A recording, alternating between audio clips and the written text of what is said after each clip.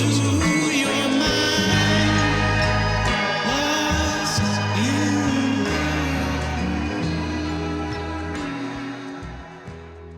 He kind of put it together strategically. I mean, we every piece had a reason for being in it. We had a lead singer that was not the greatest singer, but he was so good looking that women would flock to the shows. And because women would flock to the shows, You mean like a Jim Morrison almost? Like, I mean, women would yeah. follow him into the bathroom.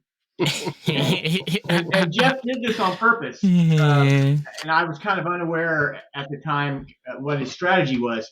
But it was really interesting because as we progressed and played together, after a year or so, we actually came together, in terms of music, and we wound up doing a CD. We had an agent out of Nashville. We could pretty much play, 4 or 5 nights a week if we wanted to. We were all in school at the time, so some of it was more important to us than others. I would have rather just been in the band, but anyway, kind of juggling all that.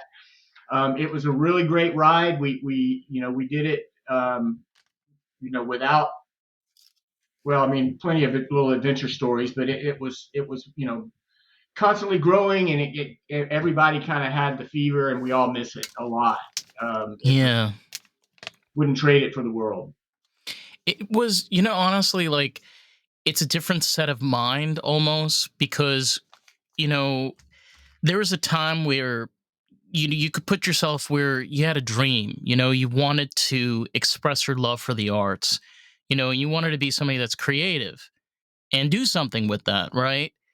Today, I feel like it's almost where, hey, if I can get it on TikTok and it gets me 1 billion views, there you go. Now I'm famous. There's no, like, working hard, suffering, having managers mistreat you. There's none of, like, being broke as fuck to the point you have nothing to show for yourself. Like, it's almost where the hard work has been taken out of the equation entirely. You know what I'm saying? It is absolutely different, yeah, and that's been a very eye-opening experience for me coming back into this with Jeff. The whole strategy has changed on how to get the music out there. I mean, you still want to perform live, you still want to, do some of the traditional things, but this whole new little subset of social media and hits and followers and all of that. Of course, none of that existed in the '90s when we were doing it. It was, old school. Get to the next bar. Spinal Tap. Yeah. Load in, load out. Exactly. Winding up chords. And sometimes, I don't know if you had this experience. You ever have those times where you just come up with something immediately in, like, just out of nowhere? You're like, you know what? Fuck these people. I'm just gonna play something random, and they love it. I want to.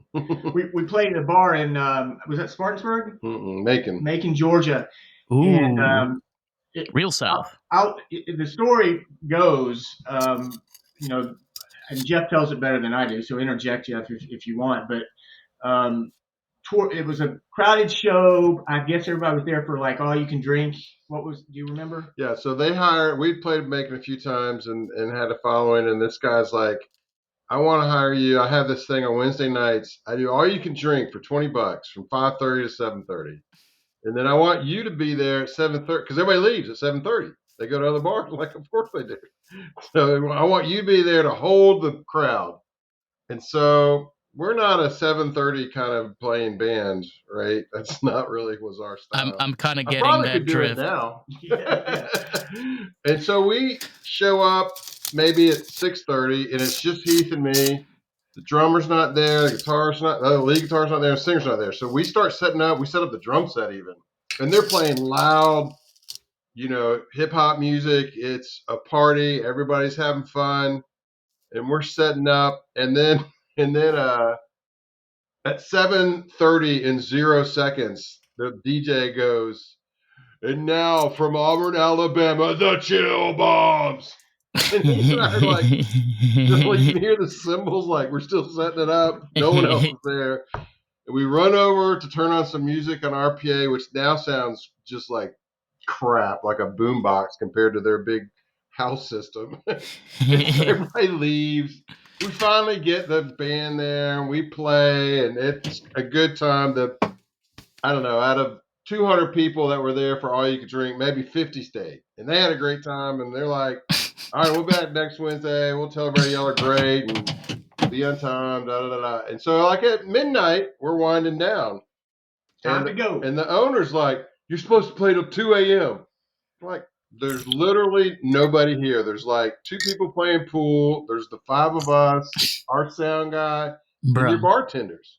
Oh my God. So the lead singer left the building. The good-looking guy I was making fun of earlier decides he's not going to play in front of 3 people. So Can we call him Jim? I don't know why. The second you said that shit, I was like Jim Morrison for days. So Heath and I wrote a song on the spot. So we jumped up there because he wasn't going to pay us. So I'm like, Are you what do we do? serious? Well, we got to play. So we talked the drummer into coming up, and we make up a song, and I think we played it for an hour. Same song. Until he finally came up and said, "I'll pay you if you stop." Yeah.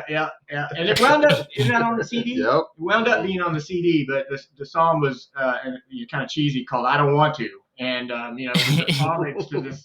I don't want to play. Yeah, I don't want to play anymore. But yeah, to your point, certainly. Good times. Good times. You know that reminds me of I'm a little bit of a Beatle head, and I remember I was watching a documentary where George was talking about how they created the song "My Guitar Slowly Weeps." Mm-hmm. And George was just laughing, and the interviewer was like, "Why are you laughing?" And he's like, "You realize that we made the song up just for pure creativity reasons." And the guy being an apt, like, dumbass doornail interviewer is like, "Oh, explain." And George was like, "Well, if you listen to the song, it's him kind of playing around with, imagine a guitar weeping. Because that's kind of what a guitar does. If you go into a lower chord, it starts to weep." And they just made a bullshit song. And everybody fucking loves that crap. But nobody keeps to, like, realize as musicians and artists, you're like, oh my God, this guy made a song about what a guitar actually does at low chords. Kind of like, I don't want to do this right now. It's like, just give me my fucking money right now. Like, I don't want to be playing right now. It's almost like artistry at its finest when you're bored as hell. Yeah. Voila. Well, and some people are just tuned into that process. Like, I heard somebody's like, Prince in 1984 could burp and that'd be a #1 hit. Oh, like, fuck yeah. Oh, 100%. Yeah. Can't agreed. Hold it back in. He could belch. He could belch or just like do some like Doves, woo, and that would literally like put Michael Jackson to shame. Yep, he was amazing. I never saw him. Did you ever see him? No. Yeah. You never saw Prince? No. I'll tell you a funny story about a concert. It's kind of a little off topic. I didn't know Jeff in junior high school, and I lived in a completely different city. We both were in Alabama. He was in Auburn. I was in Montgomery. Didn't know each other. Didn't know we were going to have a band one day. And we found out the very first concert he went to and the very first concert I went to were the same concert in the same venue, the same time. We didn't know each other. We didn't know each other. It was just kind of like a universe winked at us, and we didn't realize it.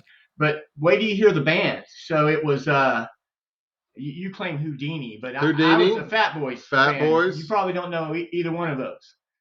So it's early hip hop. A weird first concert for us. And New Edition, right? And New Edition. Houdini, Fat Boys, and New Edition. So. Was that kind of the same time or like around the Beastie Boys? A little early, but I'm a huge Beastie Boys fan. Huge Beastie Boys. Like Wu-Tang, we're talking about like Wu-Tang Clan era, like 80, 83? This is 84, 85. Like the Fat Boys invented the human beatbox. And I'm not even going to make an example of it. You'll have to Google what the human beatbox Just go on YouTube, people. You could put this on pause and go right on YouTube and take a listen. I was having this conversation with a friend of mine. His wife was there. We were like first concerts. So I gave mine, and hers is like U2. And I'm like, I don't know. Pound for pound, who would you rather see first, Houdini or U2? Gotta go with Houdini. I mean, yeah. I'm one of those I've never been able to get onto the YouTube train. Like, I like some of their songs, but I'm going to get a lot of hate for this. I feel like they're a little cheesy. Yeah. They're just a little too clean, a little too polished. Yeah. They can work a stadium, man. I've seen them a few times. It's hard enough to get in front of 200 people or 2,000, but 100,000 people and limitless production and keep money them all engaged. He could do that. That's for sure. Well, I like those artists that can get up on stage and piss the fuck out of the audience. You know, like throw shit at them or like urinate on them or fucking throw a t-shirt or something, you know, and just keep on pounding. I don't know. I think that's more entertaining. I'll be honest with you. Rock and roll. Rock and roll. But I think that's kind of cool, though. You both met at a hip hop event, you know. We didn't meet for like 6 years. No. I'm saying like spiritually, you guys met. Connected. Yeah. It was fate, meant to be, and it continues to be. I think Jeff mentioned kind of me falling off the map and then finding me again and bringing me back up here. How long was that until after the concert? So, well, it was 30 years after the band. Yeah. So that was probably 86, and then we met in 89, maybe. Yeah. 88, 89. Yeah. Oh, started wow. the band, played the band till 94-ish. Yeah. Then when did you go off the radar? Several times. It's been a weird ride for me. I took a job after college, and then I was living in Ireland when 9/11 happened.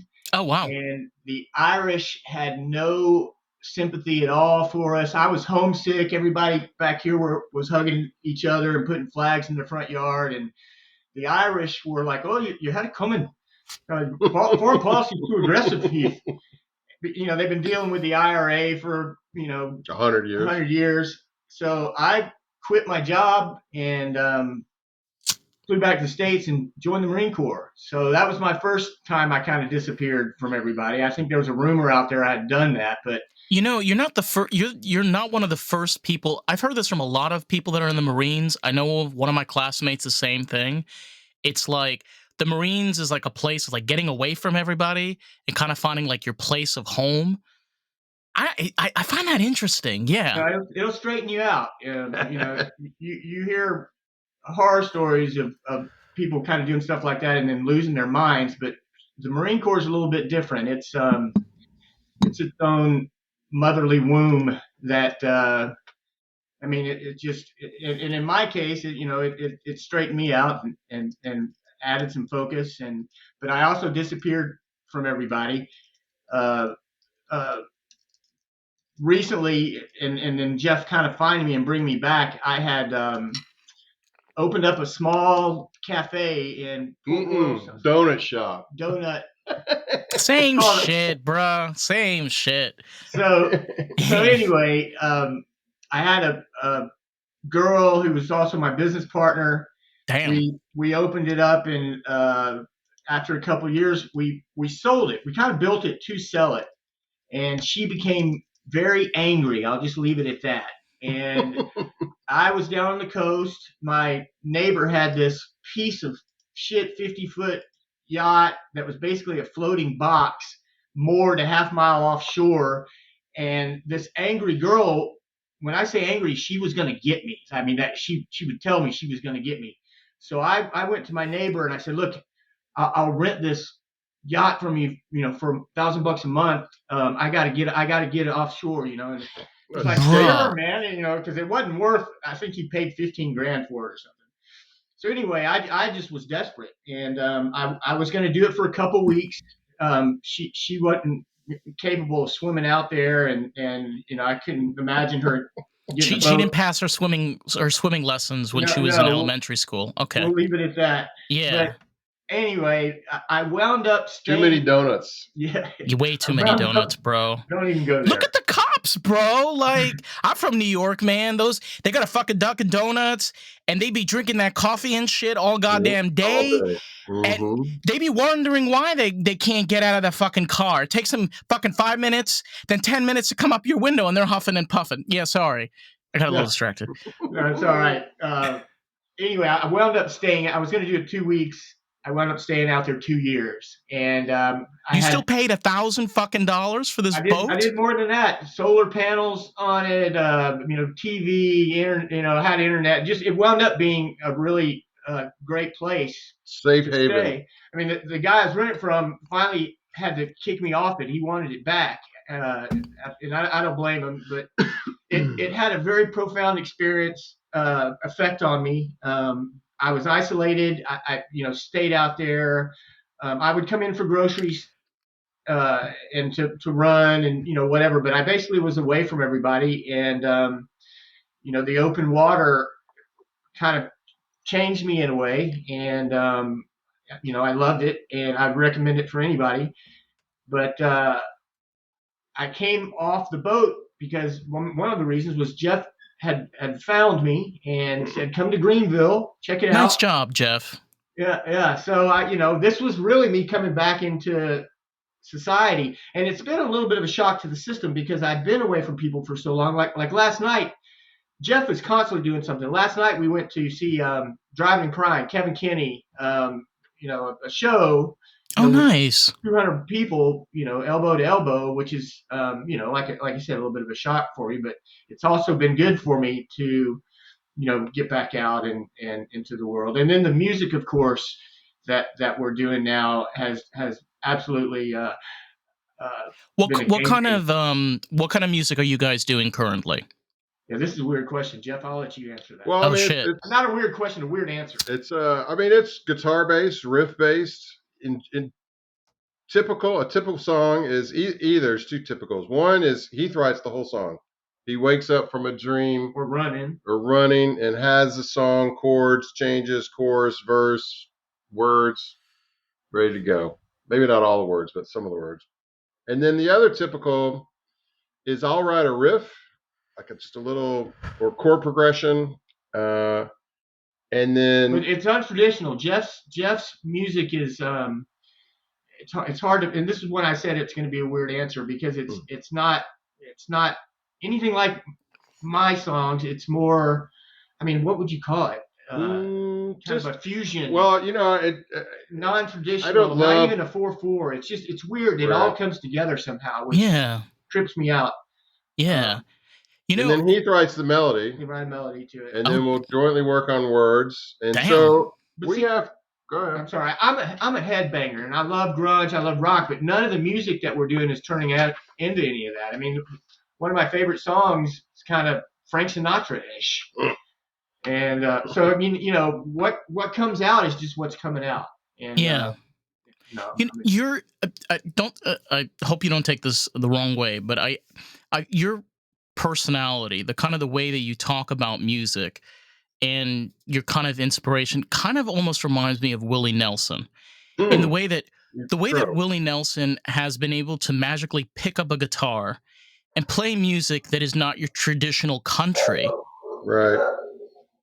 Is something that is not normally predominant, because his background, where he's coming from, like you were saying, like your love of rock and grunge and kind of your interaction early on in the 80s with early hip hop.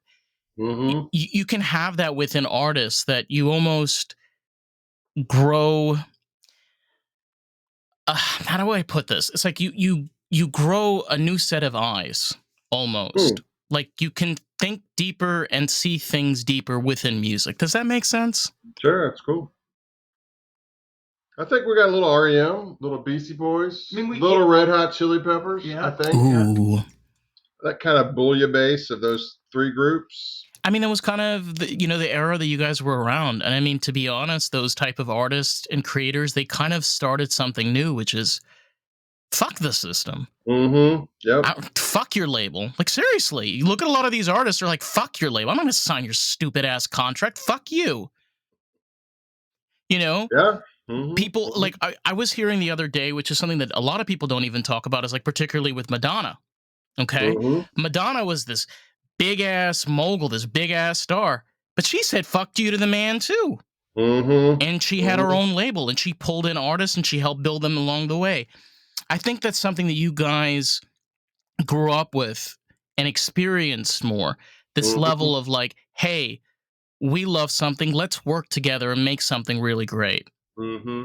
And I think what I hear current is pretty artificial. It's pretty overly produced, sounds the same often, and there's not a lot of life or creativity left it's like music by corporate, and that happens often, right? It happened in the 80s with pop music. It happened in the 70s. It happened even in the 60s before the Beatles were there, It happened in the and 50s. and even in the 50s. That's right. There's always a corporate pressure to copycat what worked previously and make a risk-free song by committee, and I just can't stand it. So we're against that. Yeah. I'm against. Sex Pistols. Yeah. I mean, think about even like with the Beastie Boys, right? They literally have a song about I can't remember the exact lyrics in the song. It's the one where I want to party. Yeah. Yeah. Fought for my right to party. Yeah. And this is coming from a group of guys that were raised in the Upper East Side in New York. Mm-hmm. Yep. Their parents were wealthy. They went to like private schools. They had like the top of but it's hilarious because they're not like saying that like they experienced it. They're kind of like saying, hey guys, you know, like fuck our parents. They're not letting us have fun. Jeff, you've seen them, haven't you? No, I've seen them a couple times. They're awesome. They are. Do they still play? Well, one of them passed away, so they're not so much. But one of them had like a memorial concert or something right after he passed, if I'm not mistaken. Maybe, yeah. In fact, they have I was just up in New York this summer and went to Beastie Boy Plaza. Oh, wow. That was cool. Yeah. Is that kind of the inspiration that you guys have had from those other artists? Is how you've been able to make, or you feel you've got your inspiration from other places for your music? I think it really, for me and Heath, I'll speak for myself. Heath can speak for himself. I've always, since I could learn to play guitar, I've been writing little riffs and little chord progressions. And then that's the end of it. That's it. There's just a cool riff, a cool little chord progression, but I can't really add a melody on top. And so I've played with 50 people over the last 30 years, and none of them connect with me in these riffs as much as Heath. And so there is a mind meld there. Chemistry. And I think you would say the same thing. You play with folks and they just don't quite, we don't quite have the spark as we do together.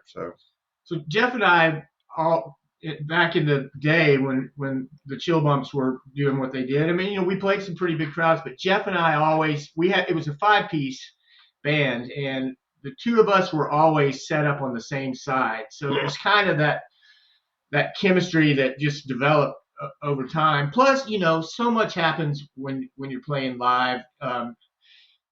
Sometimes you're nervous. Sometimes, things don't feel right. Sometimes you got some unruly jackass in the crowd who's, of course, and hecklers. Jeff was always kind of a security blanket for me too, to have there. I've kind of always needed, some consistency with everything. So it really was seamless to come back here to Greenville. Jeff has a studio set up already, and it was just like made to play, and so it was seamless for me to come back and pick it up where we left off, and it felt just like that. I mean, it's like kind of riding a bike.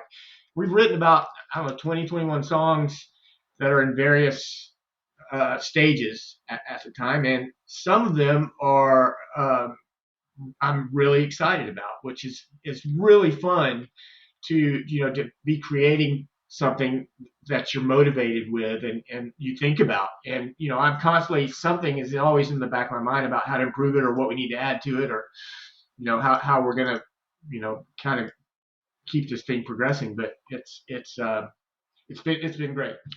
We had a Christmas song that we wrote. We were asked to write. There's another podcast, Rockin' the Suburbs, and they released an album, and we got to participate and put a song on track on that Christmas album. song, and we got the assignment in July. I've never written a Christmas song before, especially in the summer, but it wound up being pretty cool. I'm pretty proud of it. Isn't I mean, you guys have noticed this before, like it's kind of weird how almost like there's a dominance within Christmas songs, that it's like for years there's always been those like handful of 50s songs or like kind of late 40s. And there have been like some people that have managed to cross that, like Mariah Carey as an example. Obviously, yeah. but it's like Well, almost kind of weird. Like we're almost like we're like kind of because- stuck. We're stuck in this Well, every they fucking all kind of have Christmas. a similar sound. You know, those Christmas songs are all kind of traditional, and we kind of came out with something that breaks a little bit away from the mold. I think a lot away from it. It's not like your typical, you know, Christmas bells ringing Tingling, type of song. Exactly. bells jingling. It's called Yeah. Christmas Lost Today. It's a little more somber than a lot of Christmas songs. It's kind of like a Sublime meets Nirvana. Hmm. Christmas Meets Willie Nelson. meets Willie Nelson. Got an Okay. acoustic guitar on it, so it's Yeah. great. Check it out. Have your listeners check it out. Oh, for sure. It's Where on can they? Bandcamp, I think, under Rockin' the Holidays. Is Okay. the name of the album. I And like our that. band name is Hecojeni. How do you spell that? Hecojeni. Okay. Hecojeni. And I'm gonna make sure I'll leave links below for any lazy people out there. So you Yeah. just you click with lazy. your finger. But what I was gonna honestly, I found that really fascinating because, like, right, isn't that, you know, there's like so many of these like boxes within the music world itself. Like we're just talking about like with Christmas songs, Mm-hmm. and I'm always fascinated of like, how does that happen? How does like one thing, like almost like a corporation, take control of like a fucking holiday? Mm-hmm. Well, there's money to be made. There's Yeah. corporations there that are making it. So that's what I think. And I'm a pretty solid capitalist. I think that's what happens. There's money to be made, then you know, you're gonna find a way to make it. Oh, I mean, yeah. I mean, once you got 1 billion streams on Spotify for Rocking Around the Christmas Tree, hey, and the lady is still alive. Yep. I hope she's getting paid. I don't know what her contract was, but What is there a story behind this? I'm not familiar with this. well, most of those artists in the 50s signed away their life rights early on in their careers. I mean, she was 16 years old when she Brenda Lee. Yeah. So I hope she got a piece of that action. Mm, Pretty sure Mariah Carey has a piece of that action. oh, for sure. Come Oh, yeah, on. it's like a mint, Yeah. printing your own money every Christmas. But, you know, something I've had to start realizing is, okay, even for myself, our YouTube channel has been highly like closed by YouTube because their algorithm won't push out our content because of the type of conversations I have and the type of people that I talk with. You know, particularly even within music, you can clearly now see that there is a pattern. There's an agenda of what music gets pushed and what music doesn't. Because if you go on social media or on certain platforms, so for example, like podcasts like we're doing right now, you get to actually interact with artists such as yourself that are in the real world that you can physically and now hear more clearly than ever. And you can see what they've been doing. They basically push up whatever the fuck they want and what they think is going to sell and make money. And then kind of everything else kind of gets pushed into the organized file all the way in the back office. Right, right. Well, it's interesting how AI it might alter that if it's able to I trust AI more than a human, right? To just say this is cool enough to press forward, as opposed to an algorithm that's controlled by people with their fingers on the dial, saying favor people from this, you know, corporate entity. I'd rather it be a level playing field. Yeah. Although it's always been tough, right? I mean, we back in the day, lugging equipment around the Southeast. I mean, making food money sometimes. Yeah, I'm not sure that was any Hotel money. easier. It's easy to glamorize the past sometimes. But there was a stranglehold on music in the 80s and 90s, and it's always been. Yeah. Yeah. I mean, there's, you know, living paycheck to paycheck or literally living to your bottom dollar. Mm-hmm. And the thing that I kind of elevate is that there are some of us humans alive that strive to have not only a more meaningful life, but be able to spread our creativity regardless of what we capture. Like, for example, Um, I think that you don't need to be famous to be a great artist. I think you just need to be a great artist. I buy And that. not for Yeah. the audience, but for yourself. You know that you're making music that you love and you want to share with the world. Yeah, that's really exciting. Something that you are excited about making, and you're creating something and putting it out there. It's really special. I enjoy it a lot. And I'd forgotten how much I enjoyed it. Yeah. And I think that fame is a great thing for a lot of people, but it's what you define it to be. Hmm. Sometimes you can inspire somebody. You can bring a shine of creativity upon somebody. Even for example, like between the two of yourself, right? You're creating music back and forth. You kind of get to have a dynamic where you kind of share your artistry back with each other. You know, Jeff throws out an idea and Heath throws out an idea, and you kind of put those things together, and voila, you make a creation out of it. That that in itself is unique. It's important to me. Like I said, something's always in the back of my head uh, with one of our songs, and a lot of times I'll get an idea and I'll come back with Jeff and like, oh, I've got an extra verse we need to put here, or we need to add some texture here, and uh, you know the music that we're doing now, like I mentioned, I think earlier, it's all in kind of various stages of being done. I think really we've only got 3 or 4 that we would consider done, but even you were working on some of those today. Um, so We have this weird idea of yeah, this is cool. of engaging with an audience even before songs are fully complete and getting feedback and making it a little bit more crowdsourced, like Kind of like open source add project. a verse, or that riff didn't work, or here's a cool riff I have that could go on top. We'd love to think about that. So yeah, so they could, we put it out there, call it the open source project, and then somebody listens to it and they get an idea. They can message Jeff with, maybe a chord pattern, or maybe even vote anything really, and we consider it, and maybe it changes the song. So it's kind of a collaborative open source project that we're I heard, it hit me. There's who was the guy that wrote with Jerry Garcia on the Dead? There was a songwriter that wrote most of the lyrics. Like Jerry didn't write he a in lot the of lyrics. band? No, he was a separate dude. No. You know who it is? Hold on. Well, thank Google God. it though. Not Yeah. like Rick Rubin or something. No. No, But Rick I Rubin. saw- Rick Rubin was he became famous because he handled the Beastie Boys. That's right, Rick He Rubin. distributed their first album. Okay, let me check. Well, this guy, you look it up. This guy, he was talking about the song. What's the High on Cocaine? Casey Jones. I don't know. Anyhow, he was like, really, we wrote this song to where the verses could be added by anybody forever. It's so simple. It's 2 little couplets, and he rattled off like another 10 couplets that didn't make it in the song. But he's like, the song could have been 40 minutes long. And I thought that was pretty cool. I found. I think is it Robert Hunter? Yeah, maybe that's it. Yeah. That sounds right. But I mean, here's a crazy story about Jerry Garcia.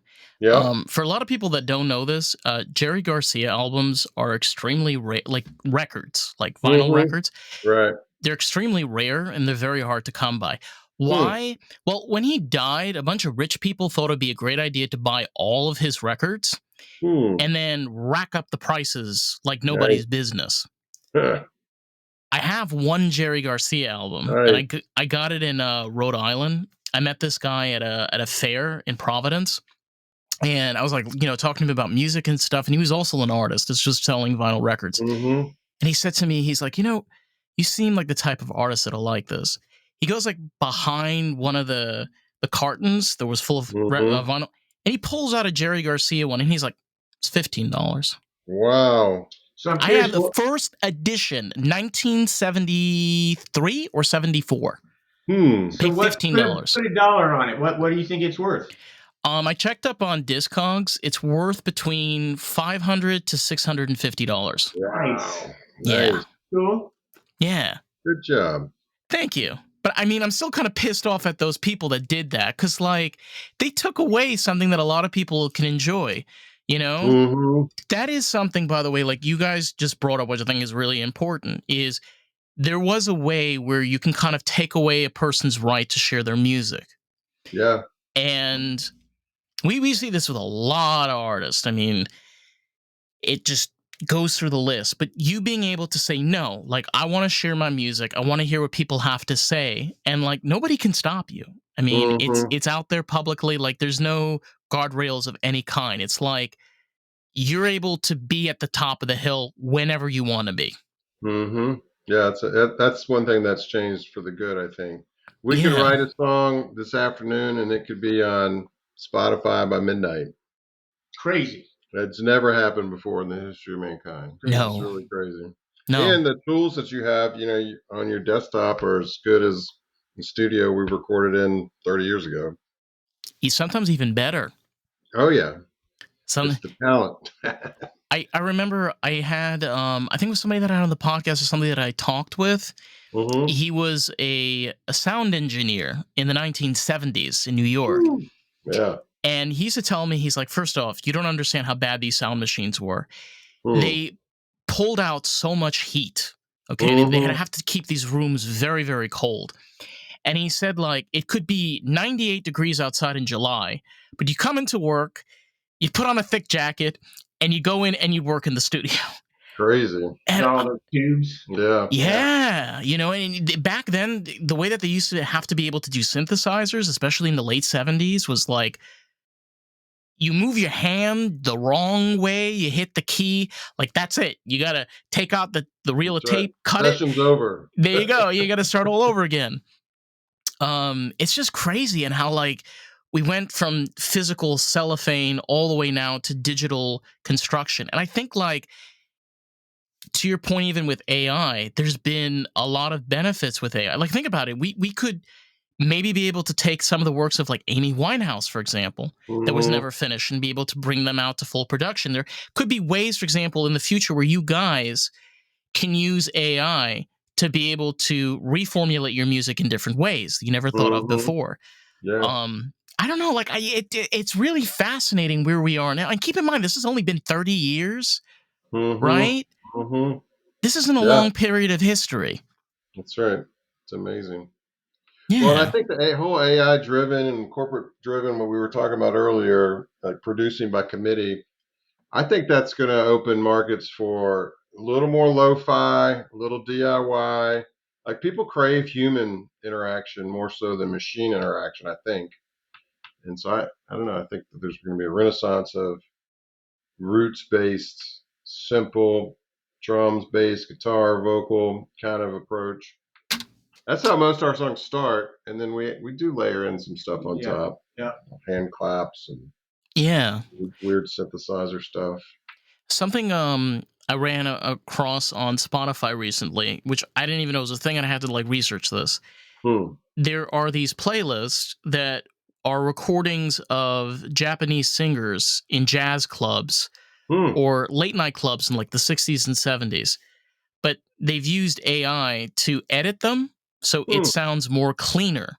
Okay. And you can kind of hear the instruments better. You can kind of hear also, like, the musician, like the actual, like, singer singing a lot better. Cool. And I'm like, to this example, right? You know, you're able to take something like that and make something completely different. Yeah. Yep. Resurrect it. Yeah. It's cool. Exciting times. It is. How have you mentioned a little bit? How have you guys, like, have you adapted any of these things or not really? Yeah. We use some generation of drum tracks sometimes, and that's really the extent of AI, I guess. Some drum tracks. Yeah. But I mean, we have tools and automation and all that kind of stuff. Oh my God, it's amazing. We're learning those tools, and especially I looping. primarily use Logic Pro. Yeah. On a Mac. It's excellent. Yeah, it's crazy. Yeah. And I mean, like, pretty much anybody can do this, right? You can just go on your Mac or you can go on any computer and you can just immediately start working on these things. That's right. Yep. And I just, I even for the both of yourselves, right? Coming from you said you came from musical background, you play guitar. Being able to see like the progression of how much you can now do with the same instrument that you remember starting with, all the way now. Well, one thing that I've done, I guess that there's every once in a while we'll do this. Like I'll play a chord progression, and then you used to be able to record on your iPhone. They had an app called Music Memo. They've since killed it. What's cool about Music Memo, if you record a little part of guitar, it will determine the chord progression. It'll show you the chords, and it'll determine the rhythm. And then if you mash a button, it'll create a drum track and a bass track, which is really cool. And so sometimes I've done the guitar in there, and then it'll create as 3 separate tracks that you can then import first into GarageBand and then into Logic. And I'll take that bass track it's now created in MIDI and put that back into the Logic, but I won't play it as a bass. I'll play it as like a weird synthesizer or even like another drum track, but that drum is now following the rhythm and the chord progression of the original guitar. So that's cool. Yeah. That's cool and different, and maybe we chop it up and just use a little bit of it here and there, but that's kind of a machine driven. You couldn't do that before. No. And I think that's amazing cool. too, because like you being able to kind of having an idea and then kind of like putting it together. I play a little bit of guitar. So, Cool. kind of having that idea of like where your fingers are supposed to go and how you're strumming. And then having that, I don't know if they possibly might have an app similar. I don't know if they do, but that is really cool because it kind of gives you that extra element as an artist. Yeah. Heath, you mentioned that you do songwriting. So you write mostly lyrics. Is that correct? So yes, and kind of turn them into a melody to match Jeff's kind of jazz fusion craziness he comes up with. But it's working. I like to try to come up with a melody that you would hum in the shower, something that a loop that kind of sticks with you is kind of the goal, something catchy that has a hit to that has a hitch to it, It has a good rhythm to it. Sticks in your head. So, Yeah. But yeah, no, it's quite a fun little process that we've got kind of figured out. We've each got our roles, and I wind up liking 90% of the weird stuff Jeff comes up with, and I don't know how he does some of it. He played bass in our old band, but we've kind of switched up a little bit. I'm playing some bass now. He's doing guitar now, and so it just kind of depends on what the song is and where he's going with it. So. Yeah. So the both of you guys just play bass and guitar. Do you play any other instruments? I play drums a little bit. I mean, anything really. We've got some harmonica in there. We've got some percussion, other percussion. We got a sitar. Oh wow!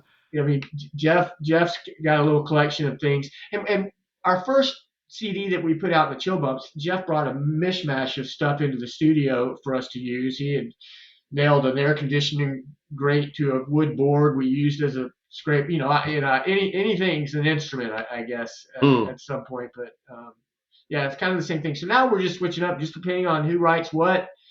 He may be playing guitar on it. I may be doing some drums on it. Who knows? It just depends. Yeah, no limits. No limits. But I like that too. I mean, because being able to create music for rhythm is actually, there are many different ways of how music is made. But what I find fascinating about creating music for rhythm is it's like almost what you said, where you can kind of hum it in the shower. Like you can hear the song and you can kind of like know where the rhythm is going, and you can kind of know where the words are going as you're singing it, right? Yeah, absolutely. Yep. Well, I mean, the melody is what people remember. I mean, that's what separates I try to write a little songs from people will want to poems. sing, that people will hum, that it's it's catchy, it'll stick with you. It's uh, so anyway, that's kind of the goal. Yeah. And we've come up with some pretty neat things recently. I'm pretty proud of. Well, I think all artists get inspiration from somewhere. I mean, particularly like now with your writing style and you be making music. Where do you think like a lot of your inspiration has been coming from most recently? I mean, I have a favorite band, and we sound nothing like him, but I love Maynard James Keenan from Tool. I mean, I love Oh him. wow, you're a I Tool mean, fan. I love that. oh, big time. I saw him up in North Carolina, I guess a few years ago was the last time I saw him. But and I think he writes some really profound lyrics too, and a lot of it is very spiritual. So I won't say that he's like an influence on my music because, like I said, we don't sound anything like it. But I'm a big fan of his. Yeah. I find that really interesting. I particularly I like metal too. I think a lot of people kind of find like the dark art.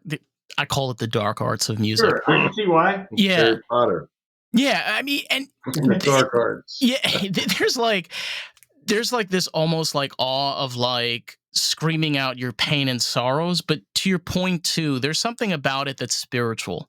I always felt like there's a spirituality to heavy metal, hard rock, where you can kind of like connect and feel the pain and relate at the same time. Sure. Yeah. Is that I mean pertaining to like that being an inspiration when you're writing your music, do you kind of find that as well, like being able to find a connection to spirituality when you're making Oh, your music? absolutely. A lot of my lyrics, I think, are based on my little 2 years I had out in the open water. The guy I rented the boat from was kind of a hard drinking womanizer captain, and he told me before I went out there, he said, "Be careful about looking for God because you'll find him." And I thought he was kind of joking. Maybe he didn't want me to not be his bar buddy anymore or something. I don't know, but let me tell you something. He was right. You get out there and on the water, and you start asking questions. Anybody, you start asking questions, you're going to find answers. And certainly the music the lyrics that I'm coming up with a lot now. I try to. Some of them have a lot to do with this awakening that it seems like we're going through as a society. This kind of consciousness that's stirring and causing a lot of changes in the world right now. And I'm a firm believer that we're kind of smack dab in the middle of some pretty cool shit going on. Yeah.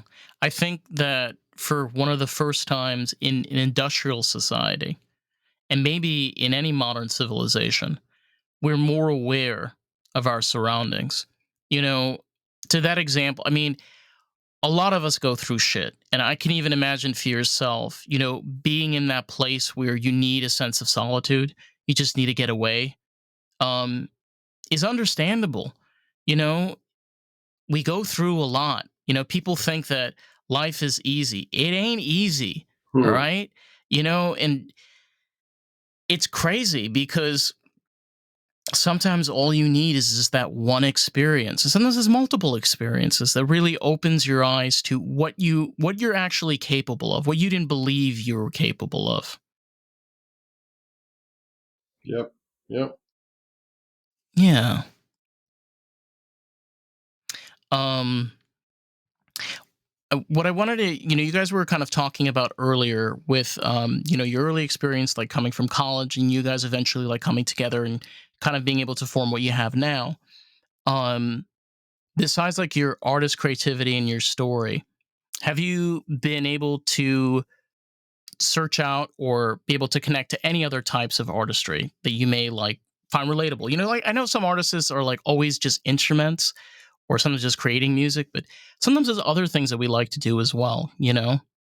Mm-hmm. Well, Jeff's a painter. He's got a lot of art hanging in the studio that I've been pretty impressed with. I wasn't aware of some of his latent talents, but Jeff's got some pretty good paintings.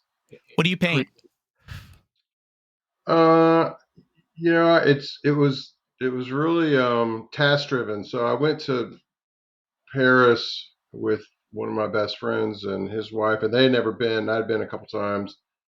So I was looking for something new to do. We're gonna go to the Eiffel Tower, we're gonna go to Notre Dame, we're gonna go to the Louvre.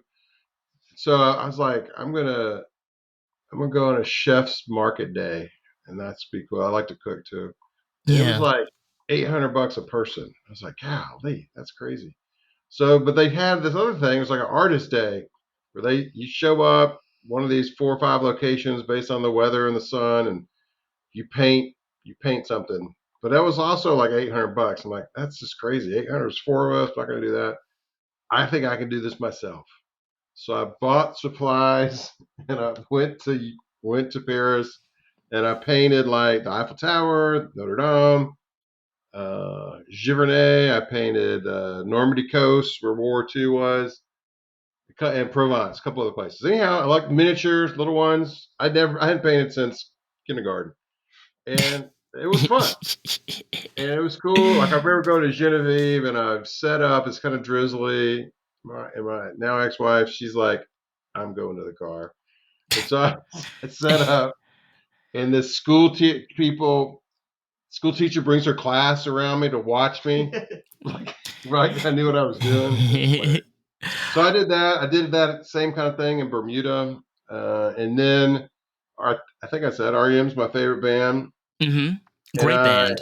What about the artists you've retained to do the Beastie Boys? I'll get to that. So I'm painting the first 6 albums by REM, Chronic Town to Document. Oh, painting the album covers?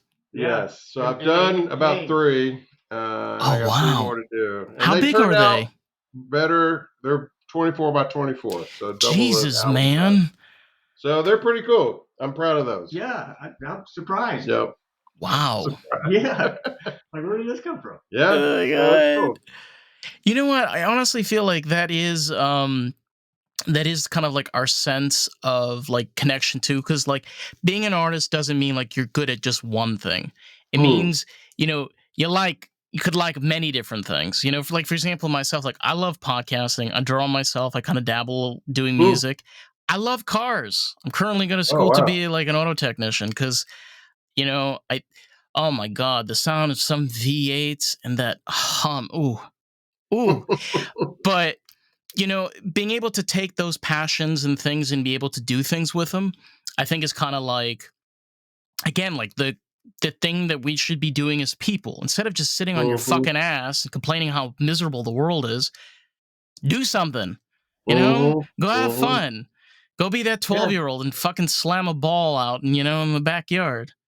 And be grateful every day. Yeah. Yep. It really shapes each day. It sets you up for success. Kind of waking up with that positive mindset. You're grateful for this.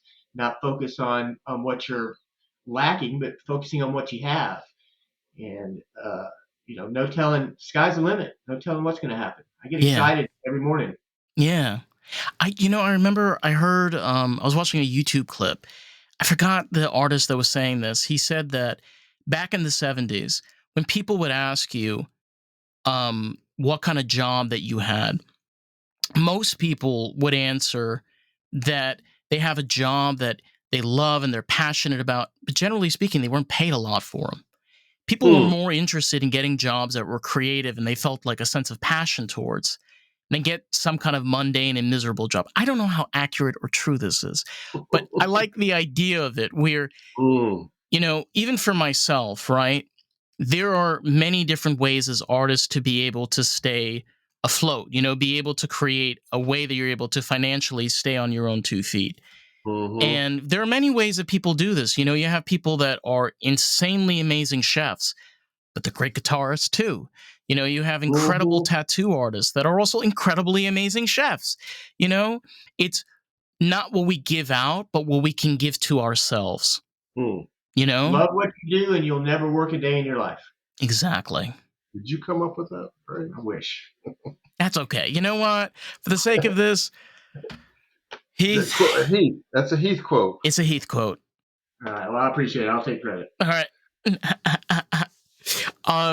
Before we wrap up, you guys mentioned your music. Do you kind of do you have a website, like your social media? Walk me through all this, because Yeah. I think the best place to land is hecojeni.com, and that'll take you to wherever our music. That'll take you get in contact with us, and then all the socials. We're just starting to think about how to market. We wanted to focus on the songs first, get 3 or 4 songs ready to be released. have you thought about Rumble by any chance? I don't think so. Tell me why. I started because I told you we've been limited by YouTube. We put it on Rumble, and our numbers are a lot higher than they're on YouTube. So how is Rumble related to Truth Social or Trump somehow? Isn't there some kind of I know it's a publicly traded stock, right? It's a publicly traded company, and it does well when X or Twitter. Yeah.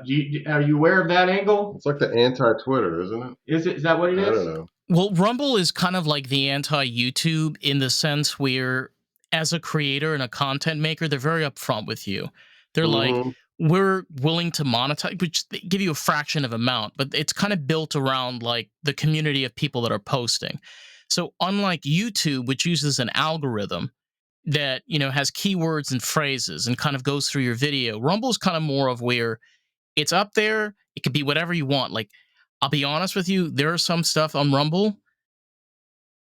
Oh my God. Like bad.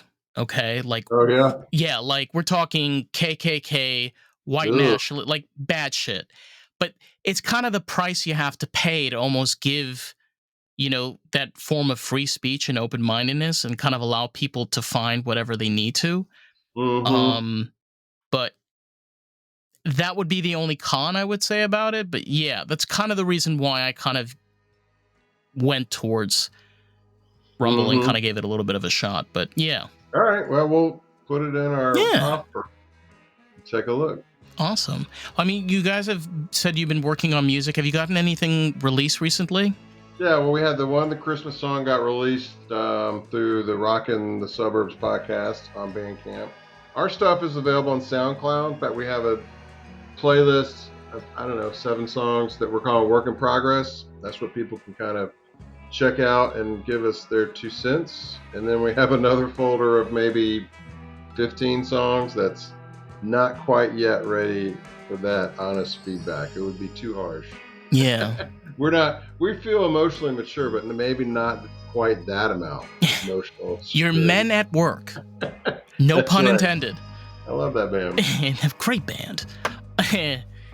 But yeah, I mean, listen, I honestly appreciate you guys coming on. I think that having these conversations and being able to talk about the different ways of creating music and just the different ways of, like, we as artists or just people in general, just finding what you love and making something really awesome with it, right? Yeah. Yeah. Jay, I really appreciate you having us on the show. Yeah, it was great. Really enjoyed talking to you. Oh, my pleasure, my man. Well, listen, to anybody out there, if you want to check out more of the podcast, you can find us on all the socials and at Lost in the Groove Pod. So with that, catch you guys on the next one. Peace out. Awesome. Thank you. See you, buddy.